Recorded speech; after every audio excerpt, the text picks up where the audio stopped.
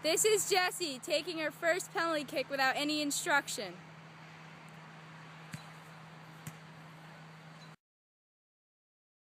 The first step in taking a penalty kick is understanding what a penalty kick is.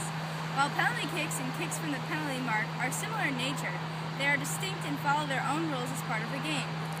A penalty kick occurs during the game.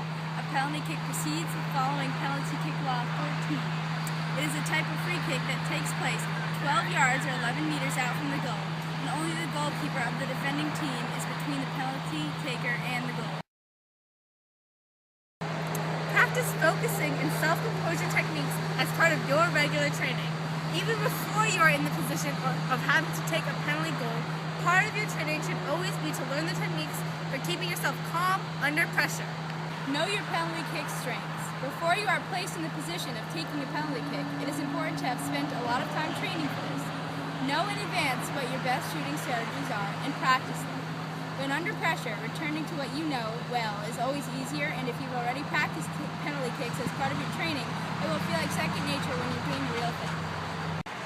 Focus on where you want the ball to head in your mind's eye, not using your eyes. As explained earlier, the keeper is watching your eyes, and the more nervous you are, the more likely you are to slip into focusing on the net direction and the keeper than on the ball. To avoid this, the following tips can help.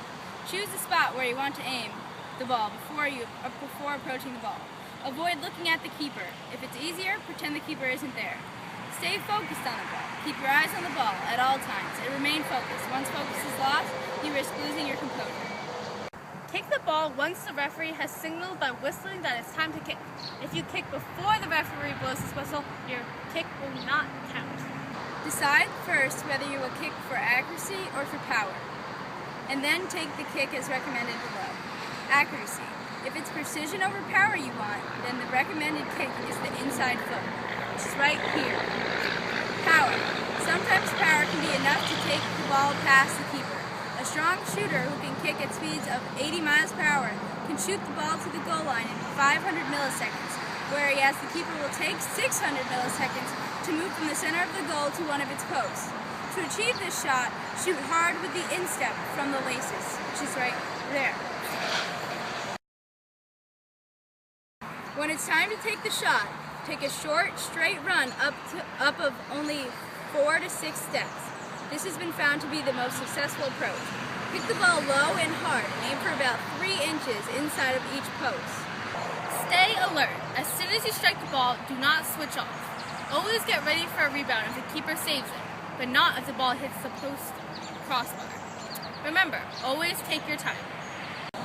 So when you're kicking the ball and you're running up to it, you want your foot that you're not kicking with to be right next to the ball, like this. And your toes should be pointed to where you're aiming to kick the ball. So when you're running towards it, you want to put your foot and place it right next to the ball. If you're too far, you're going to go over. If you're too ahead, you're going to strike it. Okay? Good job! Do not feel that the shot has to leave the ground. It can be effective to ground the ball away from the goalie. Also, be ready for rebounds. After you're kicking the ball, you should land on the foot you kicked on. For example, when you run to the ball, and you want to land on the foot that you were kicking the ball with. So you should follow through and land on this foot. If you're right foot, you land on your right. If you're left foot, you land on your left.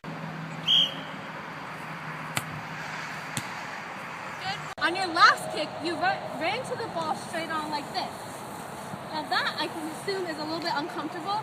So what I'd like to do is I like to take a step to the left and make a nice angle for me. It makes it a lot easier to kick ball and it's a lot more comfortable. So you want to have a nice angle. If the goal is right here, I would say less than 180 degrees, which would be straight on. So then you're at an angle and you can kick the ball more comfortably like that. Okay? That was so good!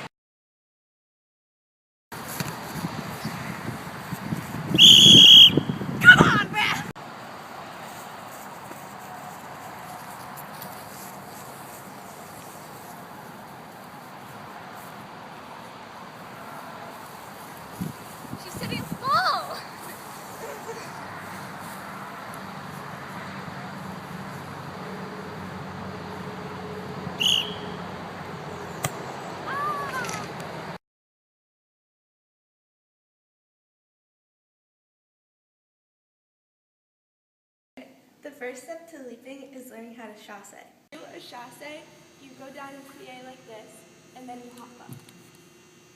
The next step after you chasse is to do 2 runs. So you go chasse, run, and then try to leap with this leg. The next step is to leap. So what you do is after you take a step with this foot comes off the ground, and this one comes off the ground at the same time. So you're in the air. Okay. The last step is to land on your leading leg and step out of it like this. We did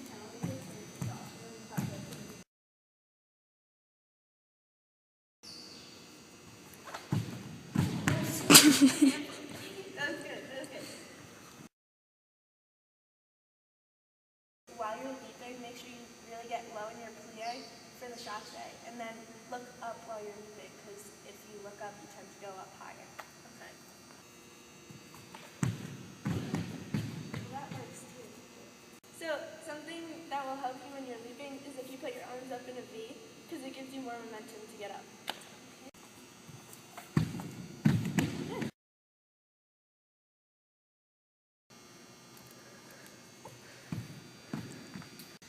One thing to work on when you're leaping is keeping your legs completely locked and your toes completely pointed.